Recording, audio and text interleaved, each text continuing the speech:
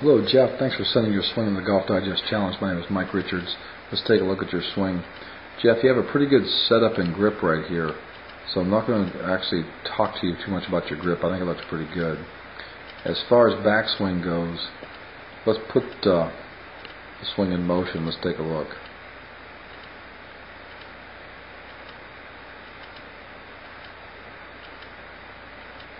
Now what we're seeing as you get fidgeted in this swing, you start here and a pretty good idea of what's going on with your posture. But as you fidget and get into the shot, I see too much of your body. The shoulders are kind of opening up just a hair bit.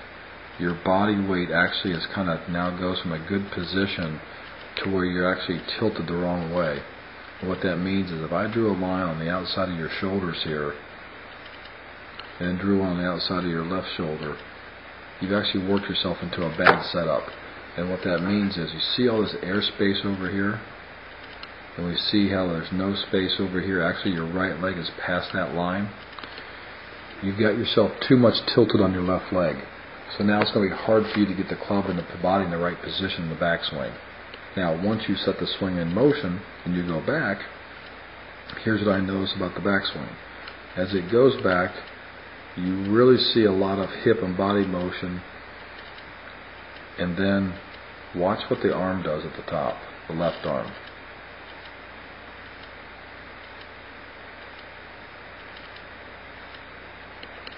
So a couple things I'd work on here. Number one, I'd try and keep this arm a little bit more extended looking, not so much of a breakdown. I'm going to show you a model here that I use quite a bit.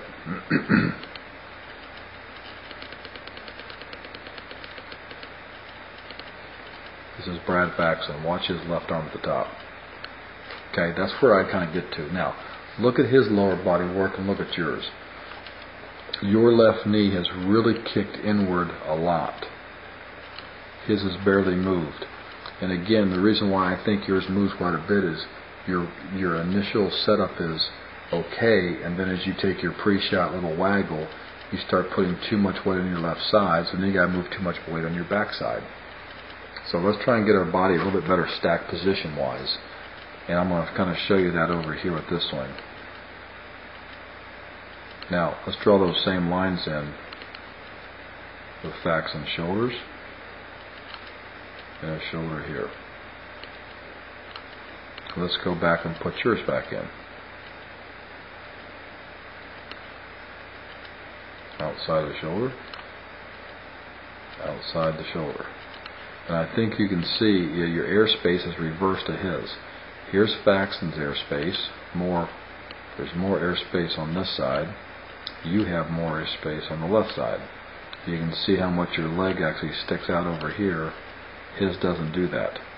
So I'd like to see you get starting a little bit different position with your body, and then reduce how much body has to be moved, and actually keep your arm swing a little shorter.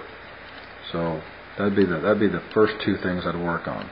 Now coming into the ball, what I then would see is I'd like to see your hips do a rotation towards that fence over there. And here's the rotation I'd like to see it do.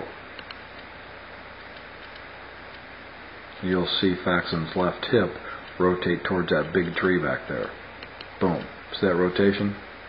Your hip still gets trapped in the way. So what you do is, if you do make a good release of the club, you hit this kind of a pull-draw hook going out there. You see your hips never have gotten turned yet. So we've got to work on how your hips are rotating, reduce the amount of hip turn in the backswing, increase the amount of hip rotation in the forward swing. So you go too much one way and not enough the other. So I'd rather see you eliminate some of that backswing turn and then give me a lot going through. That's going to help you, Jeff, with a little bit more consistent contact and also stand better on balance. So Jeff, I'd work on those things right there. Good luck to you, and send us another swing. Thanks for sending your swing to the Golf Digest Challenge.